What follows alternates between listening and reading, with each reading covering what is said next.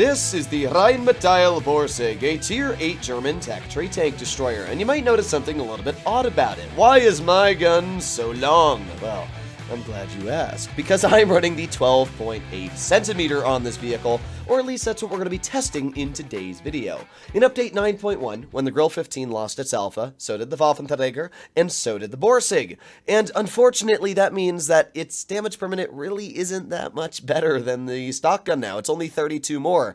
And judging that the only real advantage you get is alpha, it's not that big of an advantage in my opinion. Judging that your aiming time is a second worse, your dispersion is just massively worse. It's like 30% worse. To me, I don't really see a huge advantage now of running the higher alpha gun, especially when the stock gun has pretty good alpha at 460 as it is. This vehicle's kind of like a Scorpion G, although in one aspect I'd actually say it's better. Well, actually two. The first aspect is that it's got much better camouflage. The Scorpion G is a very large vehicle, and it's very easy to shoot with HE, and, well, that's the second point. The Scorpion doesn't get spall liner. This one does. So when you add in the fact that the Borsig has better armor technically, because you can't really HE it anymore, and the fact that it's got also really, really good camo, I do actually see it being a bit better in certain situations than the Scorpion G, which both of them carry similar guns if you're running the 460 Alpha on this vehicle. So it is something interesting to put food for thought in your mind. Now, our defender is asking for support, but they only have literally a Super Pershing and a M41 Bulldog. I don't know why this Defender Mark 1 is really having an aneurysm to fight a Super Pershing, but I guess I'll go support him, although he's not even going to help me. Okay, I love my life. Medium complains about not getting support, and then proceeds to leave me and go heavy side. Man, isn't this game enjoyable, ladies and gentlemen? It is so fun. Well, the good news is that I'm here, and, well, we got an HE out, round loaded, kaboom, there you go, 583 damage, which is exactly half of that SUN-30's hit point pool. Now, the best part is, because we have such a good camo value, we literally did not get detected. That is actually pretty insane when you think about it. So, let's reload, and, well, we already are reloaded. Let's just see if, you know, well, we can do this right here, and badonk. Well, that was a bit of an unfortunate shot for me, but not too much I really need to worry about. I'm just gonna back on up. 5 more seconds left. I mean, sure, this SUN-30, he's gonna not shoot me. Never mind, I lied. There you go. We're able to get a shell on my defender. Actually did help me out a little bit, although I don't really know what he's doing. He's just kind of killing himself. Please survive. I will support you if I can. Lets me drive over here, and okay, I don't think we're spotted. No, we are not. Perfect. So if the Bulldog pokes, we can get a nice shell in. If the ISU decides to drive out, I can get a nice shot in. This is perfect. So we've done okay so far. We've dealt maybe about 900 damage, which is not bad. I don't know what the heck that SUN-30 was smoking, but I want some of it.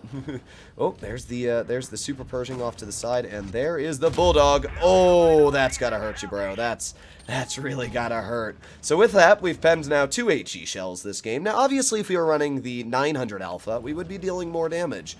But at the same time, we wouldn't be getting out that shell right there into the ISU. So it actually kind of evens out. This ISU is going to rush my Defender Mark 1. He is going to clear my Defender Mark 1. However, that doesn't worry me too much, because we're going to go for a nice slap into his tank. We got a fire as well, clearing the enemy ISU. And that means that, well, we're doing pretty decent again. Now, I'm not sure if this Bulldog is going to rush us. I think that would be a pretty poor decision on his behalf if he did. We got the Super Pershing off to the side over here, and, well, we don't really have the gun depression. That's the only thing I'm a little problematic with here. But as soon as this Super Pershing does poke, there you go, nice clear. And I mean, this Bulldog literally cannot beat us because we have enough health. So at this point, this is a flat win. And actually, I gotta say, the gun did pretty good. Now, it was a weird battle, I gotta be real. Everything about this game was not normal. But we still did over 3,000 damage, and was able to showcase very easily how the 12.8 can actually do pretty decent. So not only did we get some nice HEs out, now yeah, again, there'll be people in the comments, well, you could have done that with the Top Gun too. And yeah, I could have slapped that SUN-30 for 900 damage instead of 583.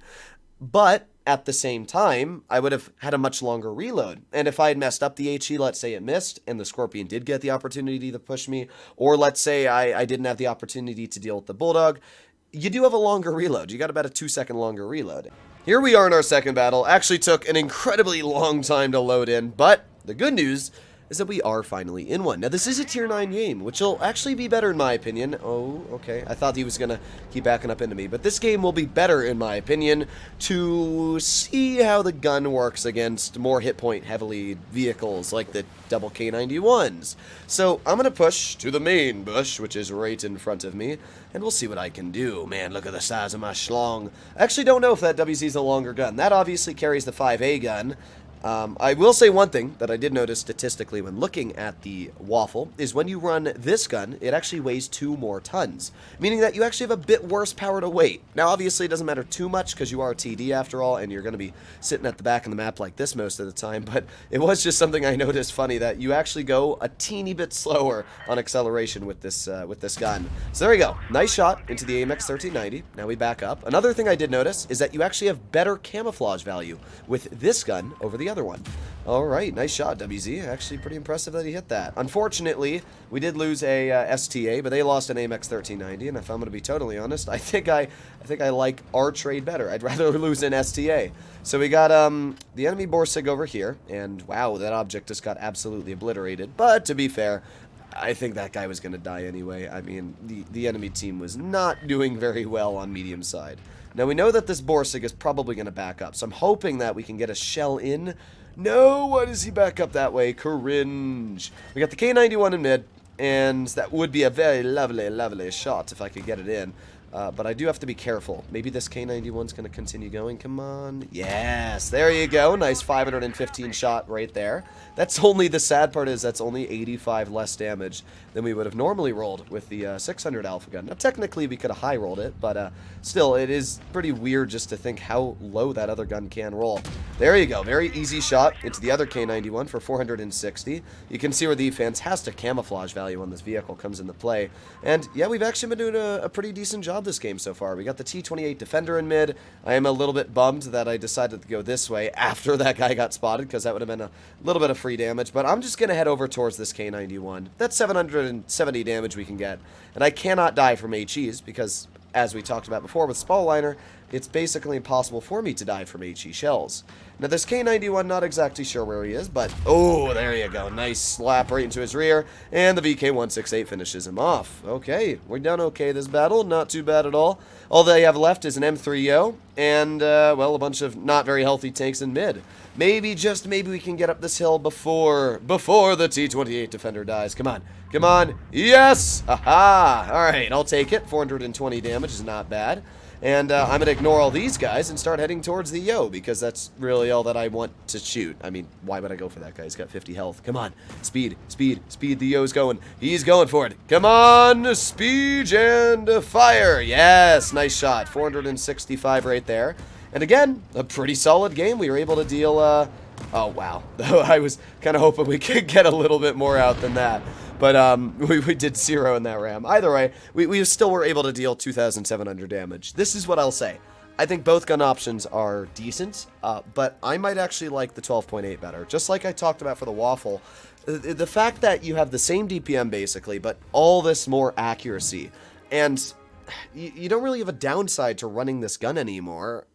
Down to the fact that the other gun doesn't really have the alpha that it used to. Maybe I'm just a negative Nancy when it comes to the nerf, but I don't know. I just feel like this gun is a little bit more enjoyable. Let me know what you guys think in the comments down below, but either way, hopefully you enjoyed today's video, and I'll see you in the next one. Bye-bye.